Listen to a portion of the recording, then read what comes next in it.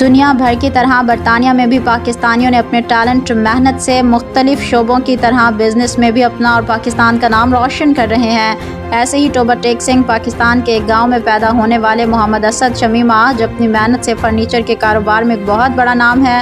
وہ عجمان، Sharjah, Dubai کے prince کے بزنس ایڈوائزر بھی ہیں۔ انہوں نے اس سال 2024 میں برطانیہ کے مسلم بزنس ایئر کے ایوارڈ سے بھی نوازا گیا ہے۔ وہ ٹاپ 10 کاروباری شخصیتوں میں ایک ہیں۔ اتنے بڑے بزنس مین باوجود انتہائی سادہ زندگی گزارنے والے محمد اسد شمیم پاکستان اور برطانیہ میں فلاحی کاموں میں بڑھ چڑھ کر حصہ لیتے ہیں۔ انہوں نے آج اپنے دفتر میں برطانیہ کے سینئر صحافی عارف چودھری سے خصوصی بات کرتے ہوئے کہا کہ میں 4.5 سال کی عمر میں اپنی والدہ کے ساتھ برطانیہ آیا اور آج میں جس مقام پر ہوں اس میں اللہ تعالیٰ کی مہربانی کے بعد میرے والدین کی دعاؤں سے ہوں۔